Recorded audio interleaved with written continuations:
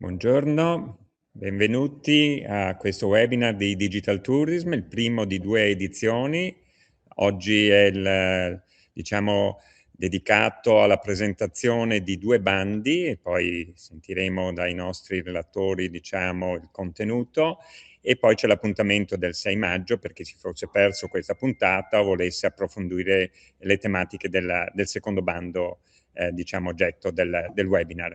Abbiamo la fortuna, prima di passare la parola ai relatori, alla dottoressa Mattiuzzi, alla dottoressa Dovico, ma anche all'amico e collega Stefano Landi, di avere con noi sia il vicepresidente della Giunta regionale, Luca Spavanetto, assessore al turismo, al lavoro e alla sicurezza, sia il direttore della direzione turismo e marketing territoriale, il dottor Stefano Sisto, a cui passerei la parola per un breve saluto perché credo che sia importante anche capire dalla viva voce dei protagonisti qual è la strategia della Regione del Veneto in queste tematiche. Poiché siamo assieme, permettetemi un attimo che passo subito il microfono. Grazie e a tra poco.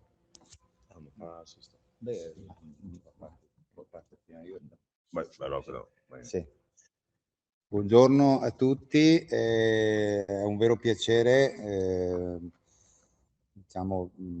iniziare questo incontro importante, un incontro di divulgazione per noi fondamentale, perché riteniamo che l'adesione a questo bando che mette a disposizione delle importanti risorse europee per lo sviluppo delle reti, delle aggregazioni di imprese, sia fondamentale per far crescere l'offerta turistica del nostro territorio. Si tratta di bandi infatti che vanno a innovare sostanzialmente l'offerta turistica per quanto riguarda i prodotti e i processi, sia il bando sui club di prodotto e sulle reti di impresa, sia quello di cui parleremo anche relativo alle azioni di promozione sui mercati nazionali e internazionali, che hanno come elemento comune il tema dell'aggregazione, del fare sistema. Quindi abbiamo forti capacità imprenditoriali nella nostra regione. L'importante è quello che uno anche degli obiettivi principali attraverso queste misure è proprio quello di creare in forma stabile e strutturata, dei meccanismi associativi che consentano, di posizionare meglio, in maniera più efficiente e più efficace la nostra offerta, i prodotti tra virgolette tradizionali e quelli innovativi della nostra regione sui mercati nazionali e internazionali, facendo sistema, quindi andandoci a porre in una maniera specifica e specializzata nei confronti dei segmenti tematici della domanda, anche andando incontro alle nuove esigenze dei mercati interni, nazionali ed internazionali. Ecco, quindi veramente con grande piacere e un grande ringraziamento quindi a chi ha voluto dedicare del tempo per aderire a questa iniziativa regionale. Io mi fermo qui, ho il piacere, quindi non l'avevamo previsto, ma abbiamo la fortuna di averlo, un saluto del nostro vicepresidente e assessore al turismo, ecco, che è qui, e approfittiamo quindi della sua presenza per un breve saluto. Grazie a tutti e buon lavoro. Buongiorno a tutti, non ruberò molto tempo, intanto ringrazio la dottoressa Dovico, Mattiuzzi e Landi, mi pare, che sono coloro i quali insomma stanno coadiuvando questa attività. Non mi ripeto naturalmente su quello che hanno già detto il dottor Sisto e il dottor Marchioro. Credo che siano fondamentali questo tipo di incontri per informare ed essere informati, ma soprattutto anche per un confronto più pratico su quelle che sono le opportunità che Regione Veneto insomma attraverso il Dipartimento Turismo e naturalmente attraverso tutti gli uffici che si danno da fare per questo, riescono ad offrire per cercare di stare non solo al passo con i tempi, ma cercare di non inseguire le novità, ma essere magari coloro che anticipano le novità, visto che insomma abbiamo sempre un buon dato a livello nazionale e non vado a ripetermi sempre con i numeri, ma insomma siamo la prima regione turistica d'Italia. Sicuramente si può fare di meglio, possiamo farlo su tutto il territorio regionale, visto che abbiamo una concentrazione di turisti su località molto particolari, e quindi credo che insomma tutto questo serva per ampliare ancora di più non solo l'offerta turistica, ma ampliare di più quella comunità turistica che fa parte insomma dell'industria del turismo, che è fondamentale in questo momento per la regione del Veneto e che riesce insomma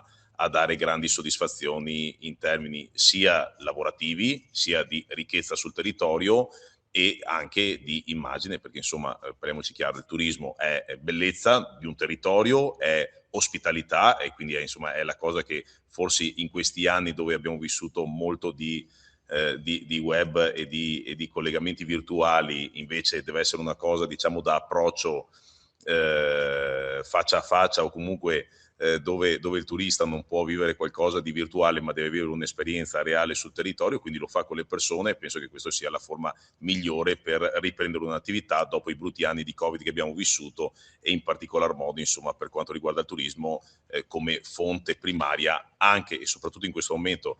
In questa situazione di crisi internazionale l'Italia offre non solo un nido sicuro, un luogo sicuro, ma può offrire ancora di più e quindi mettersi ancora più in gioco, dando un'offerta ancora più variegata all'interno della nostra regione in particolar modo, e quindi essere insomma sempre al primo posto, però cercando di essere sempre precursore nei futuri prodotti. Ecco, quindi buon lavoro a tutti, non rubo altro tempo, e buon lavoro naturalmente anche ai relatori, insomma, che saranno capaci di coprire insomma tutti i vostri dubbi, tutte le vostre richieste.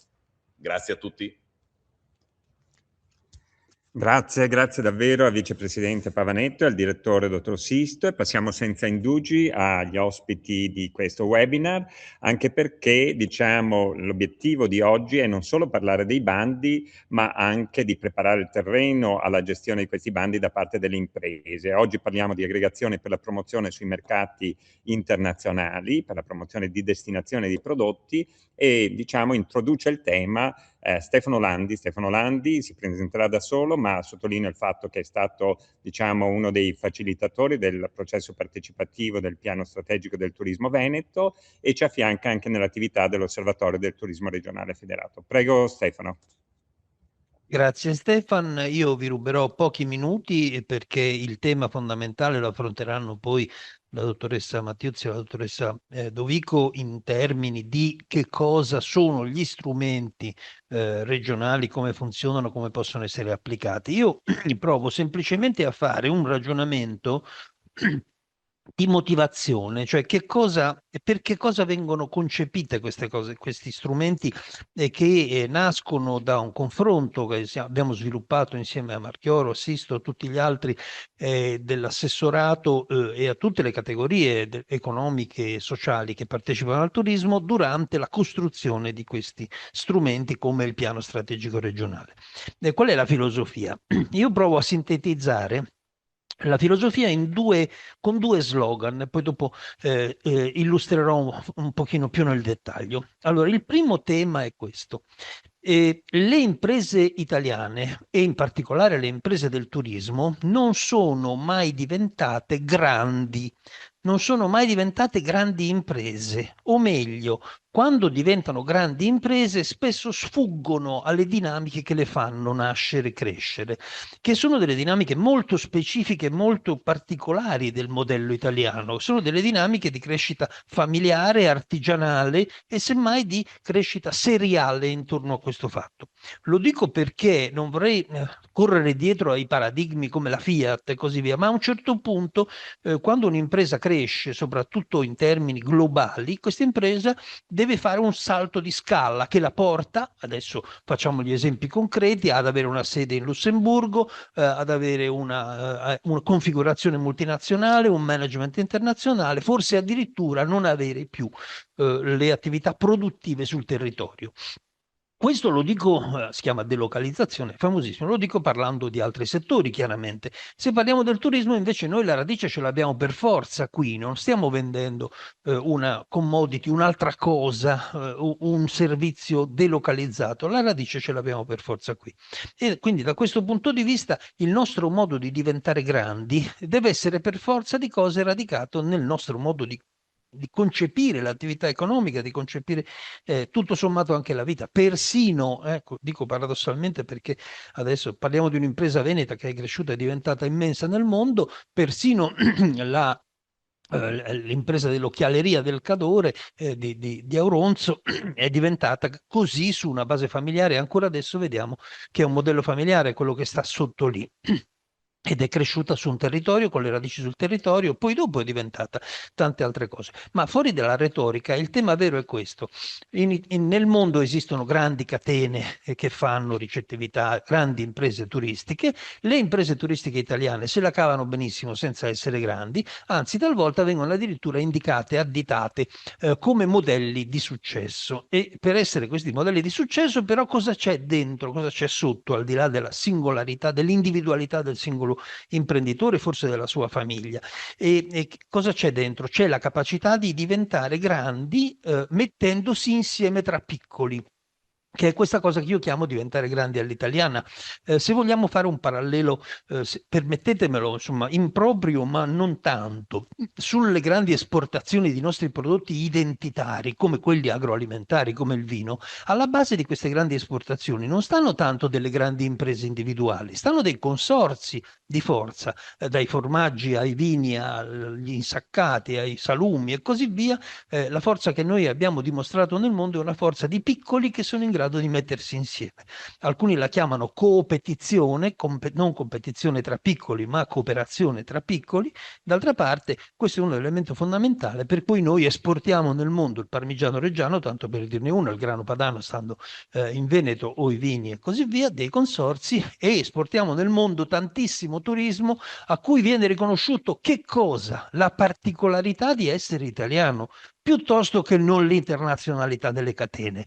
E infatti molto spesso nelle nostre grandi destinazioni, quelle più famose, non ci sono alberghi di catena o altre grandi strutture, ma ci sono invece tante piccole imprese familiari che però creano un modello in qualche modo condivisibile, che piace al pubblico e così via. D'altra parte, e faccio il salto al secondo passaggio perché ho promesso di essere breve e cerco di mantenerla, il secondo passaggio fondamentale è che sempre di più il mercato ci dimostra, e il Covid ci ha dato uno schiaffone da questo punto di vista, che chiunque si fossilizzi, questo è un tema, è uno slogan che abbiamo condiviso anche con Stefano Marchioro dal primo G20 spiagge che abbiamo fatto insieme a Bibbione. Chiunque si fossilizzi su di un solo mercato, e magari anche su di un solo prodotto, e magari anche su una sola rete distributiva, un solo canale distributivo, è fatalmente destinato ad andare in crisi. Per usare le espressioni forti, noi diciamo è un morto che cammina.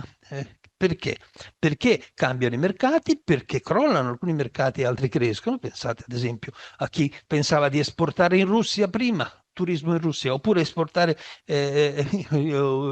turismo adesso nel Golfo Persico. Insomma, i mercati cambiano, d'altra parte cambiano anche i prodotti. Pensate a chi voleva vendere sempre e soltanto determinati prodotti che poi dopo sono andati in crisi, e pensate a chi si è affidato o si affida a un solo canale e poi che cosa succede? Che questo canale lo taglieggia e spesso preleva la parte più importante dei suoi utili. Allora, da questo punto di vista, il secondo passaggio è che noi dobbiamo avere, anche in termini di mercati, e qui parliamo di mercati interni e di internazionalizzazione, dobbiamo avere un coraggio di sperimentare, andare su mercati nuovi, diversificare, avere un paniere allargato di mercati, un ventaglio, come si dice, di possibilità. Ma per fare questa sperimentazione dobbiamo sempre ricordarci che noi abbiamo una forza fondamentale. Non siamo dei singoli spauriti, sperduti, che vengono, come dire, confusi con altri. Abbiamo una forza clamorosa che si chiama marca, che è una marca nazionale potentissima. Pensate che abbiamo cominciato a studiarla negli anni intorno al 2000 e abbiamo scoperto che eravamo famosi nel mondo per tante cose non negative, e dopodiché abbiamo una marca regionale che stiamo cercando di fare crescere intorno a un logo slogan che è The Land of Venice, perché la marca si rafforza e cresce sui punti di forza, non sui punti di debolezza. E quindi bisogna sempre prendere, diciamo in gergo, una locomotiva potente per far tirare anche il nostro vagone. Da questo punto di vista, che cosa è il coraggio di sperimentare? Cos'è la sperimentazione? Ma banalmente la sperimentazione potrebbe essere quella di andare a cercare sempre un nuovo mercato. Chi avesse letto o avesse voglia di leggere Asimov, il ciclo della fondazione, scoprirebbe che i valori centrali della fondazione si diffondono nella galassia tramite dei comandanti, dei capitani che guidano delle navi, delle astronavi e portano insieme, tra virgolette, potere e dall'altra parte prodotti e quindi commerciano un po' come facevano i Fenici qualche migliaio di anni fa in giro per il Mediterraneo. Lo dico perché questo tipo di coraggio di sperimentazione è perché uno può andare in giro, perché i Fenici si portavano dietro un'aura di notorietà, non è che appena vedevano i Fenici sulle coste del Mediterraneo li ammazzavano, no, perché erano utili e uguali i capitani della fondazione di Asimov e uguali i nostri commercianti di prodotti turistici, i nostri imprenditori del turismo che si portano dietro la marca di essere italiani, veneti e The Land of Venice. E questo è l'elemento di forza che consente di farsi aprire le porte, come forse successe una volta anche a Marco Polo, e di non essere invece lasciati fuori o cacciati. Questo lo dico perché i concetti anche stessi di mercato sono dei concetti in forte evoluzione. Noi non dobbiamo pensare, non dobbiamo più pensare che i mercati sono delle mere espressioni geografiche. Mercato non è per forza la Cecoslovacchia che poi diventa Cechia, poi diventa Slovacchia, poi dopo puntini, puntini, puntini. Non è solo fatto così. Spesso i mercati sono fatti di altre cose. E di che cosa sono fatti? Sempre di più sappiamo che sono fatti di nicchie globali di comportamenti. Quindi non è solo andare in Uzbekistan, per dirne una, importantissimo per carità andare in Uzbekistan, non discuto, ma è anche andare dove, ad esempio, si sviluppano dei valori o dei comportamenti che possono essere utili per noi. E noi lo impariamo tutti i giorni, questo fatto. Bisogna solo tenere gli occhi aperti e si impara tutti i giorni. Perché noi, faccio un esempio per tutti che riguarda il balneare. Noi immaginiamo che il turismo balneare sia sempre uguale nel tempo, nel mondo. Allora, poi dopo non capiamo perché a Bibbione ci sono centinaia di campi da volley sulle spiagge o c'è una pista ciclabile strepitosa e quindi non sono tutti lì per prendere il sole e fare il bagnetto.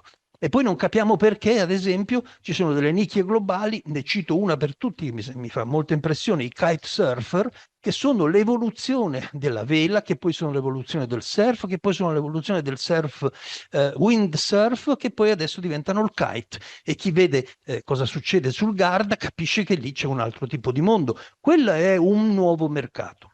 Ultima battuta che faccio su questo tema, perché i miei minuti sono passati, dobbiamo stare attenti, tutti quanti vorremmo avere una massa, vendere facilmente sulle nicchie di massa. Le nicchie di massa bisogna andarle a cercare con lumicino, non ci sono più, bisogna costruirle, bisogna vedere dove partono le nicchie. La teoria della lunga coda, se volete ne parleremo, magari ne parlerete nel prossimo seminario, dice che ci sono sempre nuovi prodotti da sperimentare e da vendere e che concentrarsi sui prodotti di massa vuol dire anche andare dove c'è il massimo della competizione.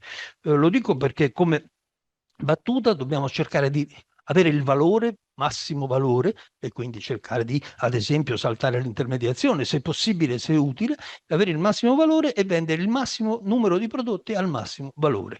Questa è la sperimentazione, che dico, ci vuole il coraggio di sperimentare, sapendo sempre che dietro abbiamo il valore massimo possibile e immaginabile, che si chiama valore della marca. Lo ripeto con una frase non mia, la marca è quella cosa, quel piano di comunicazione privilegiata tra produttore e noi, consumatore e turisti, che ti fa scegliere in caso in condizioni di incertezza e ti fa spuntare un prezzo più alto a parità di percezione del prodotto. Grazie.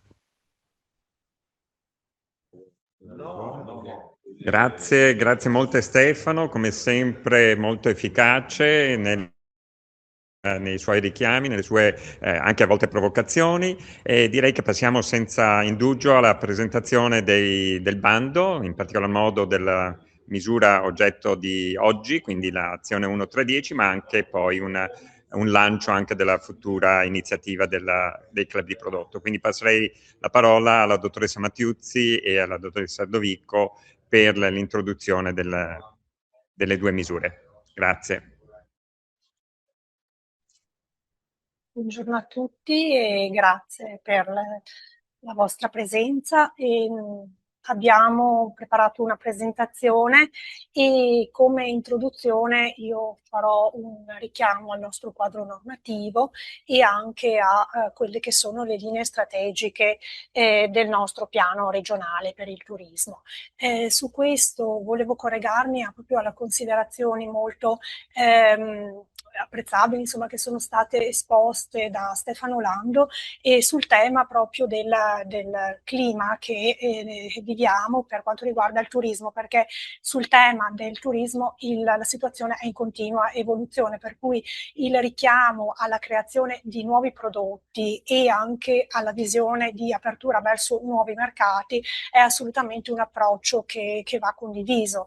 E come diciamo si pone la Regione del Veneto? Su questo punto la nostra legge regionale 11 coglie il ruolo strategico del turismo per lo sviluppo economico e occupazionale del Veneto, puntando sul sostegno ad iniziative di promozione per lo sviluppo di relazioni positive, di qualità nei mercati. Quindi l'idea è quella non solo di promuovere di più, ma promuovere meglio. E questo è la ricerca anche di vendere prodotti, diciamo, di qualità.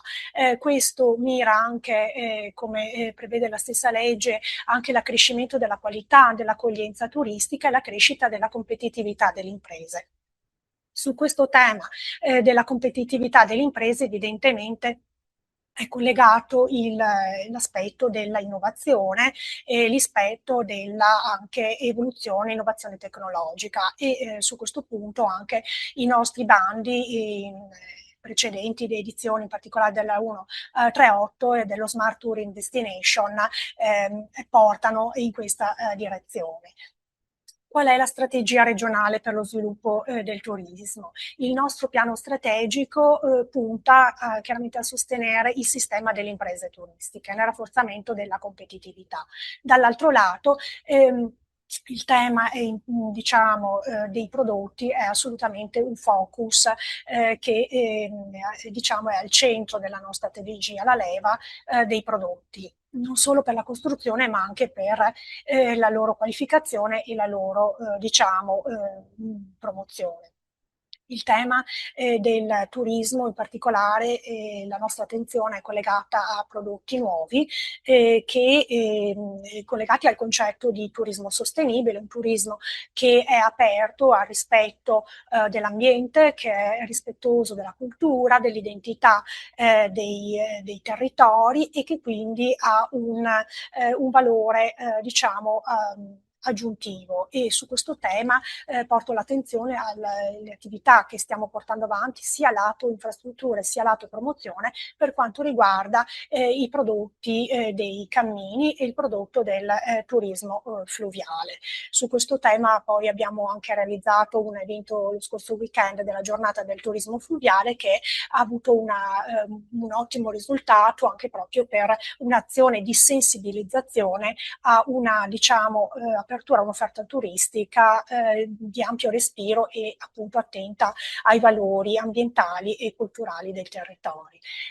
Terzo punto, richiamo la commercializzazione e la promozione dell'offerta turistica e su questo abbiamo l'edizione, mi riferisco del bando dell'azione 1310 su cui poi adesso andremo a mettere il nostro focus. Altro tema importante è quella della governance. Una governance partecipata delle nostre destinazioni turistiche è una condizione imprescindibile per creare sinergia e per mettere a sistema le imprese turistiche e favorire le aggregazioni.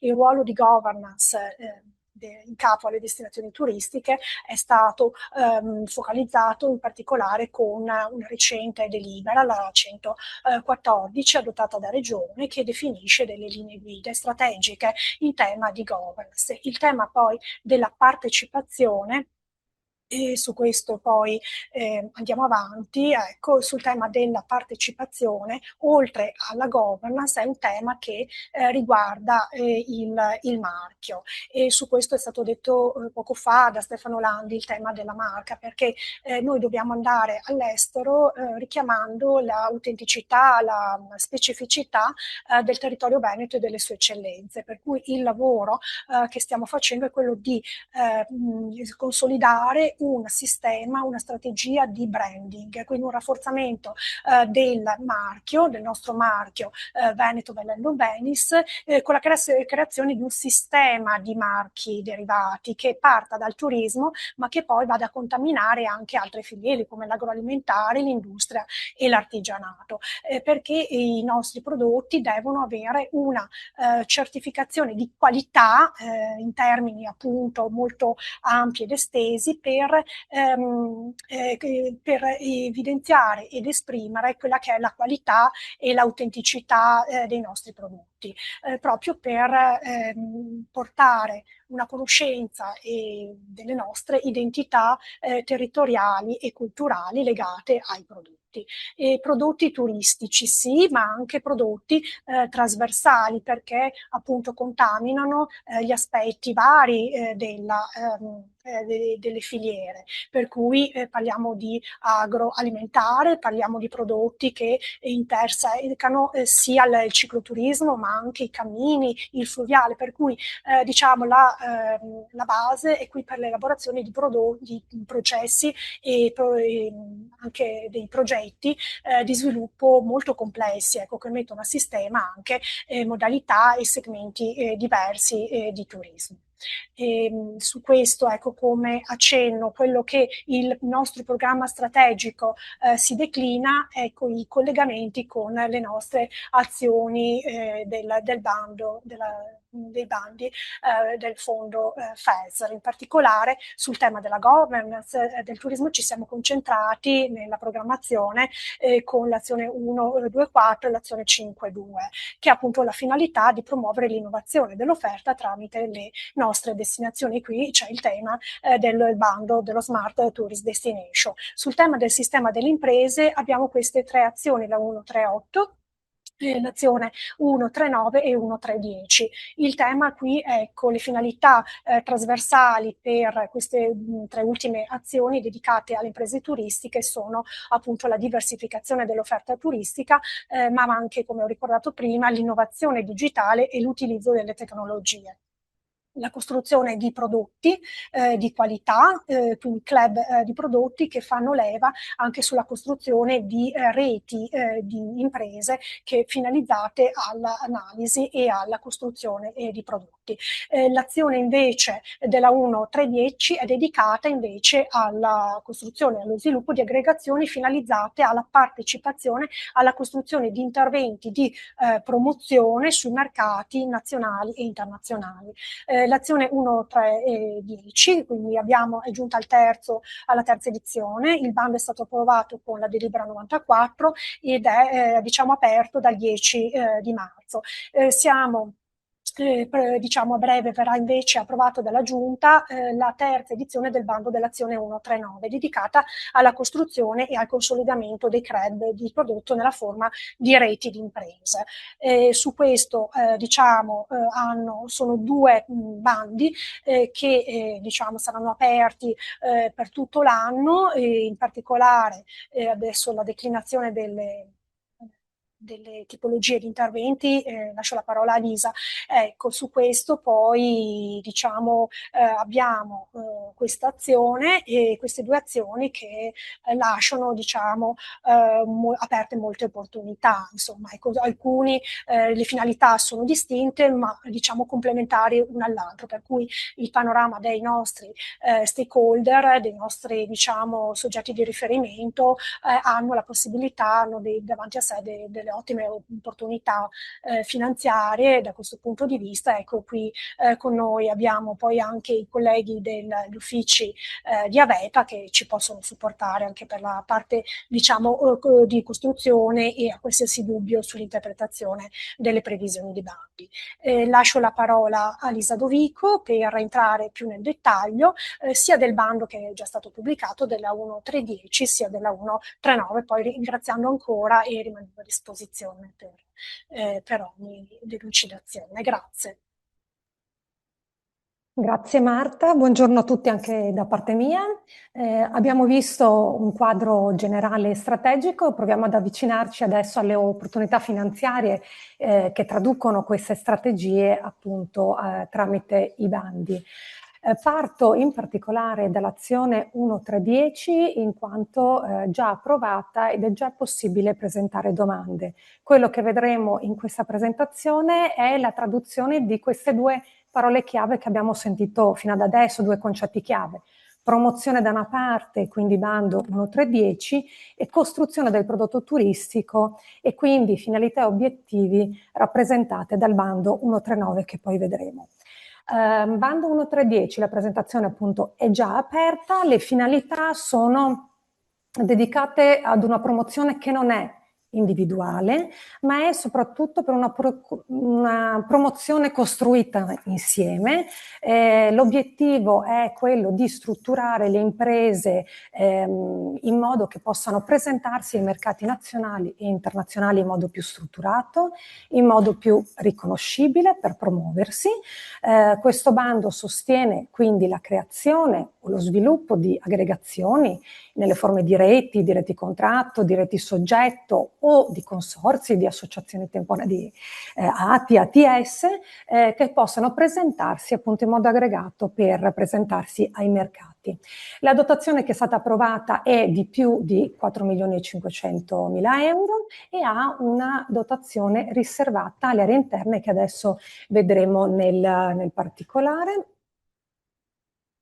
Il bando prevede due tipologie di interventi che sono dedicati a diciamo progetti standard, quindi quelli che per chi ha già partecipato si conoscono maggiormente e che altrettanto vengono rappresentati da aggregazioni che devono essere costituite da almeno 15 piccolo-medie imprese, appunto come dicevamo nelle forme di rete contratto, di consorzi o di aggregazioni ATI-ATS. Nel caso di aggregazioni che facciano domanda per la dotazione riservata alle aree interne, 2/3 delle imprese devono avere una sede attiva operativa nei comuni delle aree interne.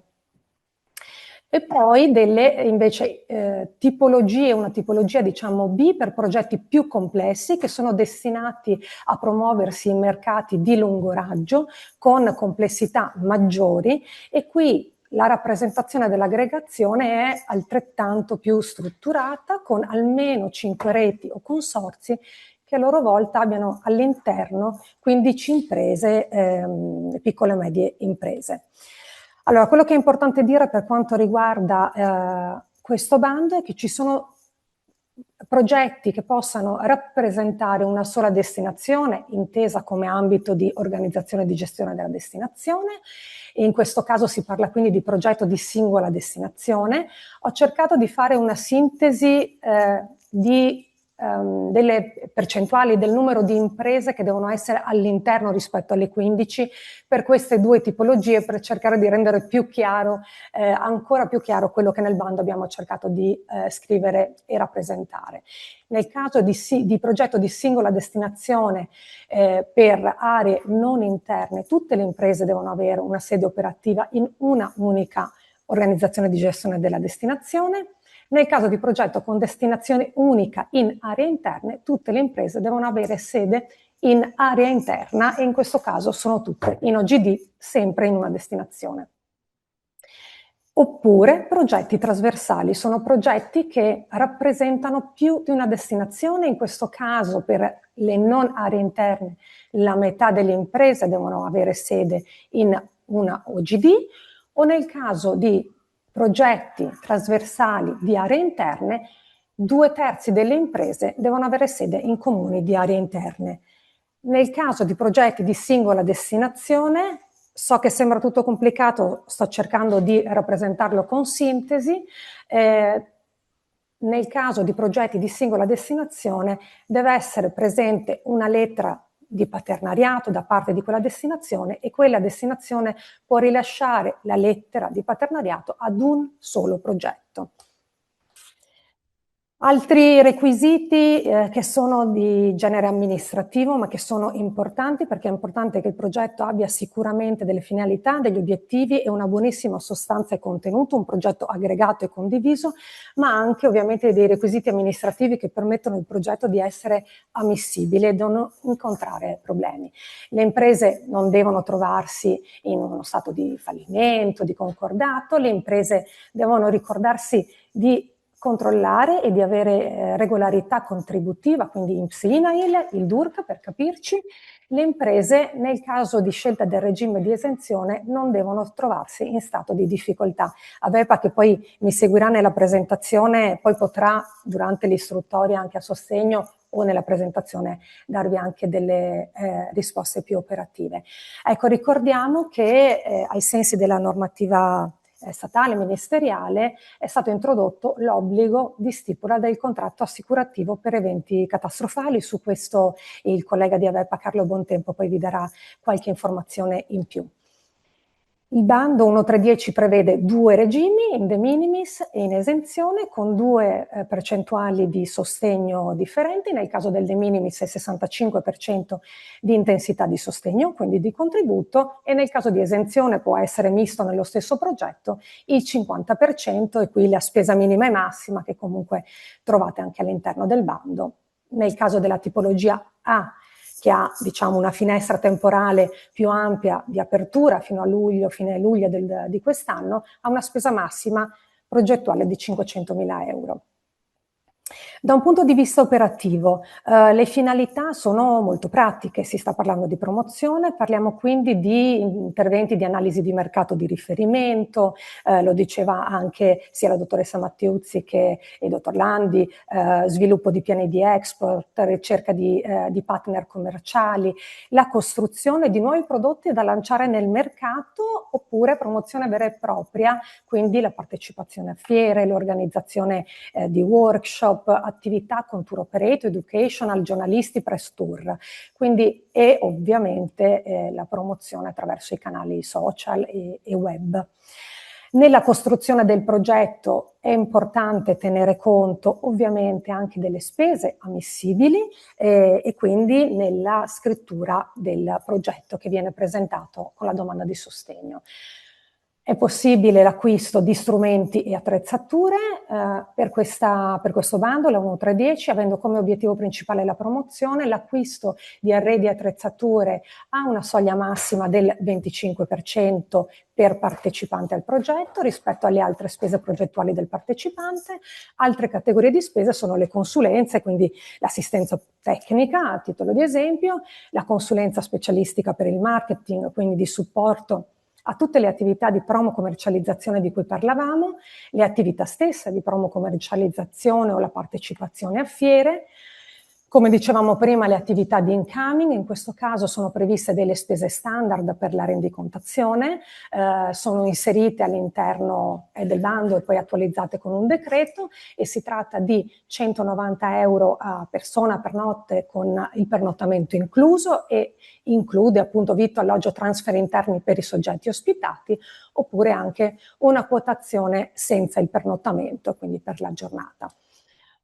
Una percentuale forfettaria per il personale, lo staff proprio utilizzato per le attività di promozione, e anche una percentuale per la partecipazione alle fiere. Le spese sono ammissibili nel caso di scelta di regime de minimis a partire dal 1 luglio 2024. Allora, qualche parola passando alla all'azione, al bando 139, un bando che non è ancora approvato, l'ha detto prima la dottoressa Mattiuzzi, la dirigente, è in fase di approvazione, probabilmente nelle prossime settimane, nel prossimo mese verrà aperta la presentazione del bando. Nel prossimo incontro del 6 maggio avremo un approfondimento su un tema e sulle linee guida per la costruzione e progettazione del prodotto, quindi invito comunque ad essere presenti e daremo qualche informazione più specifica sulle finestre di apertura. Però vediamo qualcosa insieme. Qui abbiamo detto si parla di prodotto, quindi si passa da una logica di promozione a una logica di costruzione di prodotto, si parla di club di prodotto e quindi della costruzione di reti di impresa che si mettono insieme per organizzare beni e servizi per specifiche domande del mercato e per proporsi al mercato con una offerta organizzata.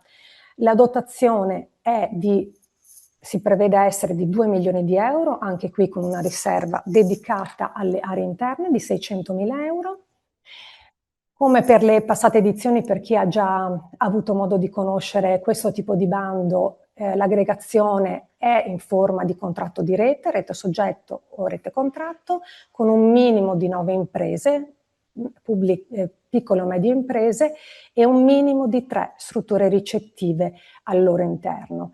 Almeno la metà in comuni con sede in organizzazione di gestione della destinazione e nel caso di aree interne 2/3 nei comuni delle aree interne.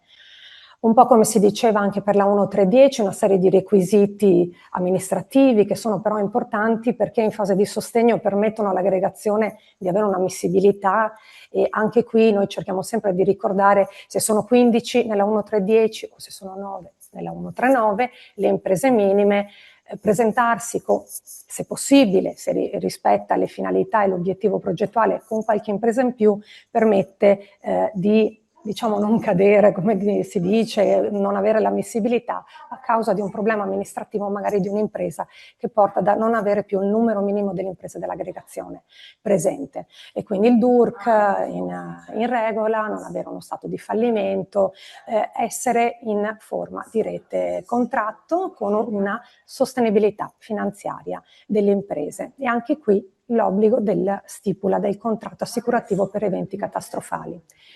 Nella 139 il regime è solo in de minimis, è portata al 65% l'intensità del sostegno rispetto alle passate edizioni, quindi è uguale rispetto alla 1310 nel caso del de minimis.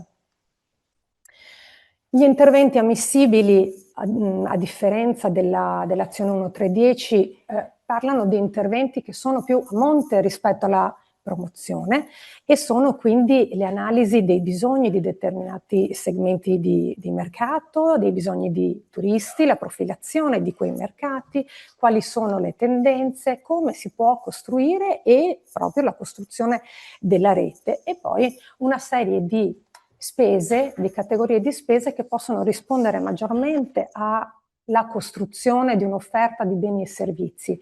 Ecco che qui l'acquisto di strumenti, attrezzature, hardware e arredi non ha percentuali massime ed è quindi il bando adeguato per poter fare questo tipo di acquisti. Consulenze, anche qui promozione in quota parte, opere edili e impiantistiche nel limite del 20% per poter appunto rendersi più funzionali rispetto al proprio prodotto. Si parla per esempio del cicloturismo, quindi con dei servizi adeguati, piuttosto che al fluviale, ai cammini, l'enogastronomia, il prodotto culturale e così via, e delle spese generali. Arrivo alla conclusione con alcuni punti di attenzione a cui teniamo molto sottolineare perché spesso capita di avere molti buoni progetti presentati, ma è importante, come si diceva, tenere a mente la parte amministrativa che permette un'ammissibilità della progettualità. Allora intanto per quanto riguarda le scadenze, per quanto riguarda la 1310, la scadenza che è la scadenza diciamo più ampia della tipologia A è il 23 luglio, quindi abbiamo mesi davanti per poter progettare e presentare una domanda. La presentazione della domanda avviene attraverso la piattaforma Fondi RVE, di cui poi il collega di AVEPA dirà qualcosa in più. Come si diceva, l'obbligo di stipula assicurativa e ecco una serie di di punti da attenzionare: il numero delle imprese, come si diceva, 15 come minimo, e per la 1310, 9 per l'azione del prodotto turistico, del club di prodotto. Se ci si presenta con 9 o con 15, quindi con il limite minimo da bando, se succede che ci sono dei problemi di DURC, di sostenibilità o di altro, ovviamente tutta l'aggregazione in qualche maniera poi ne patisce, perché l'ammissibilità poi diventa complessiva, quindi avere qualche impresa in più consente di strutturare, avere una maggiore garanzia in senso globale. Attenzione alla dimensione delle imprese, perché sono ammissibili piccole e medie imprese, non grandi imprese nel senso del numero minimo, l'autonomia delle imprese, quindi i legami, i collegamenti, e la regolarità contributiva DURC. Ecco, io qui concludo. Stefan, lascio la parola ai colleghi di Avepa. So che presenterà Carlo Bontempo, è presente la responsabile di queste misure per Avepa, dottoressa Donolato, e se non sbaglio è presente anche nel webinar la dirigente, la dottoressa Paola Virgilietti, ma Stefan, lascio a te la parola, grazie. Sì, grazie molte Lisa, e grazie molte alla dottoressa Mattiuzzi per questa, diciamo, presentazione molto chiara e molto efficace, e giustamente è molto importante anche adesso l'intervento di Avepa, perché ci chiarirà alcuni aspetti procedurali. Quindi prego la parola ai colleghi. Buongiorno, Carlo Bontempo, Avepa. Adesso vediamo se la condivisione è stata presa. Allora, per partire dal riferimento ultimo che ha fatto la dottoressa Dovico sull'applicativo fondi, abbiamo alcune indicazioni. Carlo, scusa, sento un doppio ritorno, forse qualcuno, Stefano, ha un microfono aperto. Sì, sto uscendo. Ok. Io continuo, poi non... Sì, va adesso bene, non sento. Perfetto. Allora, si parlava appunto di discorso fondi, quindi diamo delle indicazioni anche proprio sulla presentazione e la gestione dell'applicativo, nel senso che la presentazione della domanda avviene, come avevi già accennato, esclusivamente attraverso l'applicativo fondi. Si ricorda che c'è sia una pagina informativa, che è abbiamo anche segnalato il link, che è regione.veneto.it fondi.rve, che può dare supporto all'utente sia come guida sia come documentazione ufficiale per quanto riguarda l'uso della piattaforma. Per il discorso anche della compilazione, l'accesso diretto lo si può trovare tramite il link fondi.regione.veneto.it, quindi questa è proprio la partenza. Il supporto tecnico, manuali operativi, la Regione fornisce sia un numero verde, che è l'891 4708, sia una mail di assistenza che è call.center@regione.veneto.it, fondamentale specialmente per problemi tecnici, perché noi come Avepa non li possiamo gestire. Entrando subito all'interno della piattaforma, in basso a sinistra vengono forniti anche 3 manuali per la compilazione delle domande, quindi si può trovare appunto per la domanda di presentazione, anticipo, pagamento, e là vengono proprio indicate come caricare informazioni e documenti all'interno dell'applicativo, cosa che avete ribadito varie volte, che è la novità fondamentale poi adesso, perché adesso il discorso della polizza assicurativa obbligatoria è fondamentale perché è un obbligo, è un requisito fondamentale per ricevere, ovviamente a domanda positiva, il contributo. La polizza assicurativa per rischi catastrofali viene quindi prescritta dall'articolo 1, comma 101 e 111 della legge 213 del 2023, ed è quindi condizione di accesso per la concessione dell'agevolazione. Se non c'è, non si può, la domanda va a decadere. Quindi verifica da fare, specialmente un po' come i DURCA, un po' come la sostenibilità, su tutti i partecipanti dell'aggregazione.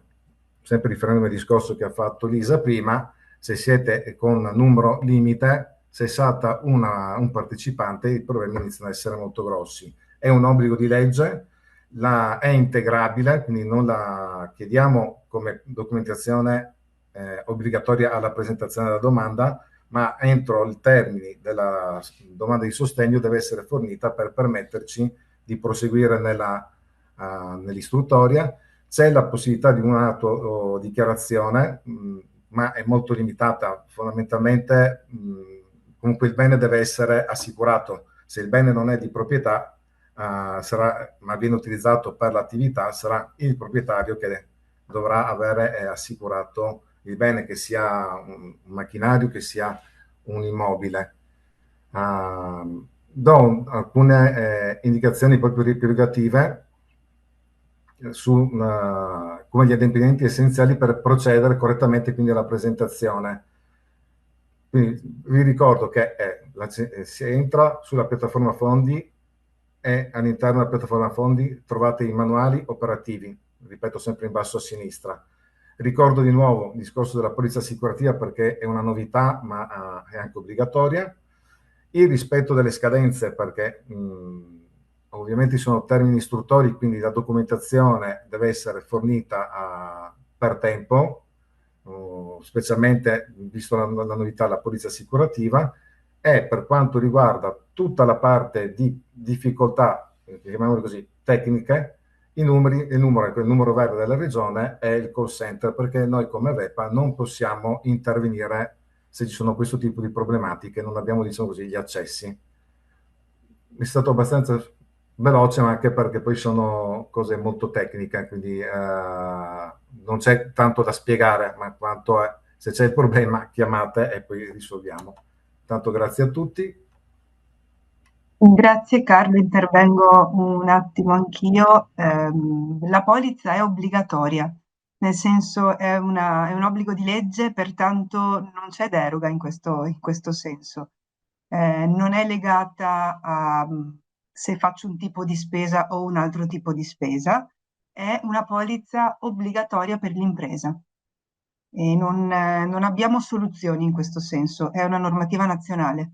Quindi mi premeva approfondire e ribadire questo concetto, non è una decisione nostra e non è una decisione nostra prevedere o meno delle deroghe, è così. Quindi non abbiamo risposte diverse dal non dire la polizza è obbligatoria, vi preghiamo se riuscite di presentarla con la presentazione della domanda di sostegno, è integrabile, quindi laddove non ci fosse la chiediamo ad integrazioni, vero che non venisse prodotta nell'iter istruttorio l'impresa che non sottoscrive la polizza, che quindi non ha la polizza, non può partecipare, come diceva Carlo, all'aggregazione. Se le imprese sono 15, va da sé che cade tutta l'aggregazione. Quindi vi chiediamo di prestare attenzione a questa novità. Ecco, e lascio la parola. Grazie ai colleghi Carlo Montempo e Consuelo Donolato, anche loro per la chiarezza. Vedo già alcune domande in chat, diciamo quella sulle polizze catastrofali ha appena risposto Consuelo. Non so se con Lisa o con la dottoressa Mattiuzzi vogliamo provare a scorrerle e capire se possiamo dare degli altri chiarimenti o anche se chi è collegato, diciamo.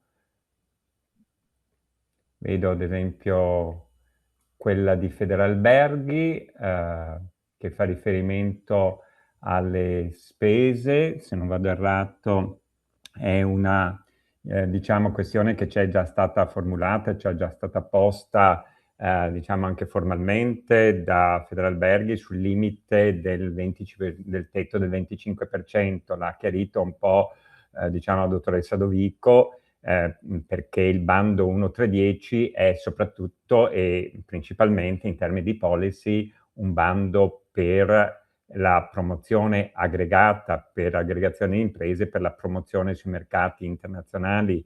Il tetto riguarda, diciamo, le attrezzature e, diciamo, altri beni strumentali o servizi, diciamo, necessari ad adeguarsi al mercato target, però non si può trasformare in un bando, diciamo, che invece è quello tipico che si è rivolto nelle precedenti edizioni alle singole imprese, che invece consentiva, diciamo, la rigenerazione delle strutture ricettive e quindi l'acquisto di beni e servizi, l'adeguamento in tema di accessibilità, in tema di transizione digitale o in tema di, diciamo, di transizione green. Essendo un bando per la promozione, diciamo, i beni sono beni strumentali finalizzati all'attività promozionale. Ecco, capisco che può rappresentare un limite, ma diciamo la strategia regionale si basa appunto su 3 pilastri: la rigenerazione delle imprese ricettive, la costruzione del prodotto, e questo è l'139 che è stato preannunciato, e la promozione sui mercati nazionali e internazionali, che è appunto oggetto del webinar di oggi. Quindi diciamo c'è una strategia che ha un filo conduttore e che quindi si rivolge a diverse tipologie di fabbisogni e a diverse tipologie di spese. Non so se diciamo, la dottoressa Mattiuzzi o la dottoressa Dovico hanno visto in chat altre domande che ritengono di voler rispondere o dare chiarimenti. Io le scorrerei giusto per essere Sì, sicura di grazie, averle sì, viste, magari le dico e poi sì. vediamo chi di noi è meglio Vediamo chi di noi rispondere. risponde, Insomma, vedo certo. per esempio nei prodotti universali è considerato anche lo sport come lo sport con il turismo sportivo, e allora qui stiamo parlando dell'azione 139, ovviamente sì, nel senso qualsiasi specifica esigenza del mercato e che possa trovare risposta in un'offerta organizzata è assolutamente considerabile, quindi su questo non vedo. Poi Federalberghi, questo che dicevi tu, poi l'obbligo di polizza a cui aveva risposto la dottoressa Donolato. Allora, l'analisi di sviluppo commerciale e la promozione possono ricomprendere lo sviluppo, quindi se sulla 1.3.10 sia compreso anche lo sviluppo di soluzioni software di intelligenza artificiale. Allora, magari lascio anche ai colleghi anche di Avepa o Stefano, dottoressa Mattiuzzi, se volete rispondere. Quello che posso dire è che nella categoria B della 1.3.10 c'è la predisposizione o revisione esclusivamente del sito di progetto con Search Engine Optimization, Search Engine Advertising, Marketing e quant'altro, quindi se in questo contesto è ricompreso, altro direi che bisogna anche poi capirlo un pochino più nello specifico e capire quindi qual è il perimetro di questa richiesta per capire se effettivamente è una spesa ricompresa o meno. Rinvierei, credo, ad una eventuale richiesta, se più specifica, via email ad Avepa, ma se Consuelo in questo ha maggiore risposta, volentieri. Direi che ci siamo. Ok, asset materiali rendono il fatto, ok, questo sempre del 25%, un chiarimento sulla possibilità del centro di costo. Allora il tema della spesa centrata nell'azione 1.3.10 è già prevista, la si trova alla pagina 21 del bando e prevede un accordo già in fase di sostegno tra gli aggregati, e poi a pagina 21 nell'articolo ci sono tutte le specifiche di come poter declinare l'accordo. E poi in merito all'1.3.10 credo gentilmente se potete rispiegare la questione della sede operativa dei soggetti beneficiari nel caso del progetto di singola destinazione. Sì, Stefan, vuoi tu? Vado? Allora, nel caso di progetto di singola destinazione, parliamo della misura 1.3.10, tutte le imprese facenti parte dell'aggregazione devono avere una sede operativa. Una sede attiva significa che nella misura almeno una sede ci sia, non serve che sia quella legale, una sede secondaria, una sede operativa, in uno dei comuni dell'organizzazione di gestione della destinazione che con quel progetto si rappresenta. Questo è, quindi tutte devono avere sede all'interno. Quella destinazione, quindi OGD, deve rilasciare una lettera di paternariato al progetto e può rilasciarla solo ad un progetto. La differenza con quelle trasversali è che non servono che non serve che tutte le imprese siano della stessa organizzazione di gestione della destinazione. Sì, quindi un progetto che mettesse insieme più destinazioni per promuovere un prodotto trasversale a più destinazioni non ha il vincolo che è appena stato ricordato, insomma, ecco. Mentre se si promuove la destinazione Bibione, chiaramente tutte le imprese devono stare nell'area dell'OGD di Bibione Concordia Sagittario. No, Bibione, scusate. Allora, quindi l'impresa ha altre sedi in altri comuni dell'OGD, non è un problema nel caso di un progetto di destinazione. Esatto, se ha sedi, Consuelo vienimi incontro, ma se nella visura l'impresa ha più di una sede, ma Sì. una di queste sedi è all'interno della destinazione che si sta rappresentando, va bene. Esatto, mi viene in mente, faccio un esempio stupido, sede legale a Padova, sede operativa dove c'è la struttura a Bibione, va da sé che la sede operativa prescelta è la struttura che farà parte dell'aggregazione del progetto, quindi nessun problema, ovviamente indicate con quale sede l'impresa ha intenzione di partecipare, ma insomma va da sé che non c'è problema in questo senso.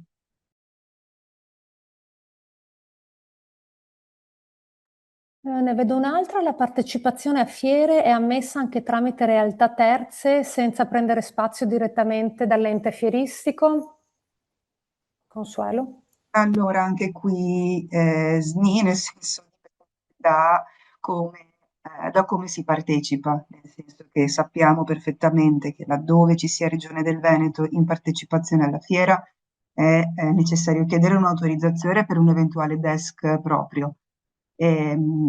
Laddove ci siano altre realtà che portano le imprese in fiera, dipende da chi vi sta portando in fiera, quindi in questo caso preferirei avere una richiesta puntuale con identificate le eventuali realtà terze che portano in fiera. Il soggetto, che per soggetto intendiamo sempre l'aggregazione o un gruppo di imprese all'interno dell'aggregazione, non un'impresa sola, immagino.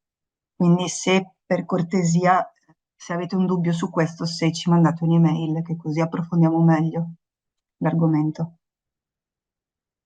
E una cosa che mi preme sottolineare rispetto alle polizze, torno un attimino indietro, il Ministero ha pubblicato delle FAQ molto chiare e interessanti, quindi vi consiglio vivamente di prenderne visione. Lì si capisce bene che tutti i soggetti sono obbligati all'obbligo di sottoscrizione.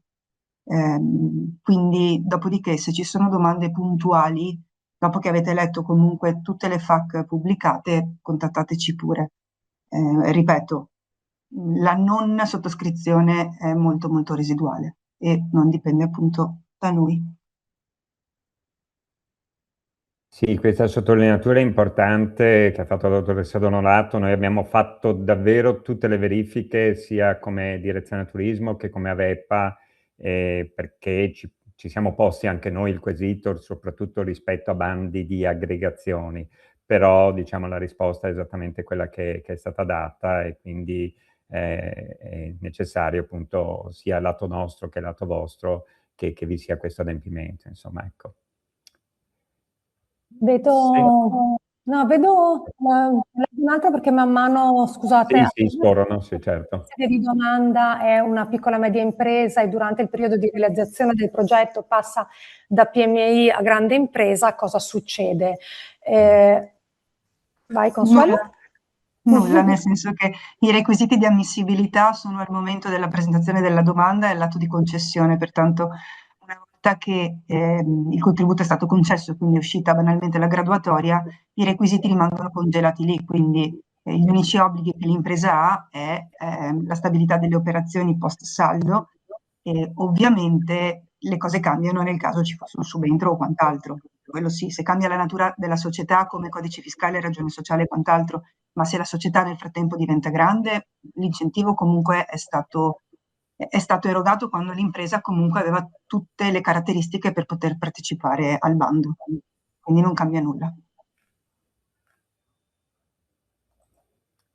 Ecco, come hanno detto le colleghe, nei giorni prossimi, dopo la lettura ulteriore del bando, se avete ulteriori richieste, insomma, sia la direzione che Avepa sono a disposizione. Poi appunto c'è l'appuntamento del 6 maggio, dove faremo un po' l'inverso rispetto ad oggi. Ci sarà una focus sul bando club di prodotto per, diciamo, reti di imprese, ma faremo anche un remind con la dottoressa Mattiuzzi, con la dottoressa Dovico e con i colleghi di Avepa anche diciamo sulla 1310, insomma, ecco. Io, se non ci sono altre domande, se la dottoressa Mattiuzzi, Dovico o Vedo anche la Stefano mano Landi. alzata Sì, di Stefano, prego. forse, eccola. Sì, Scusate, prego. Sì, che Stavo così appunto chiudiamo. interpellandolo, Grazie. certo. Volevo solo fare una battuta di pensiero laterale. Noi abbiamo, il Veneto ha un osservatorio turistico federato in cui molti dei temi che noi abbiamo sfiorato oggi sono trattati regolarmente, e quindi se ci stiamo chiedendo ricerche e studi su prodotti o su mercati o innovazione nei media e nei canali di comunicazione, beh, lì trovate parecchie informazioni.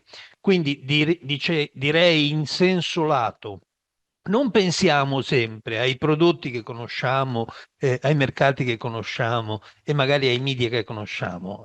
Andiamo anche a vedere che cosa funziona o non funziona, perché io vorrei che non venissero più finanziati advertising sul mercato tedesco per il lago di Garda. Ecco, l'ho detta tutta, perché sapete che io ho la fissa. Grazie.